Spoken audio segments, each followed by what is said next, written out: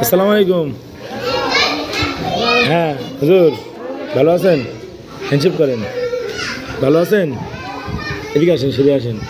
শৈল গতি ভালো আছে? হ্যাঁ, শৈল ভালো আছে? কনে ছিলেন এতদিন? নানি বাড়ি মুসলমানি দিলেন?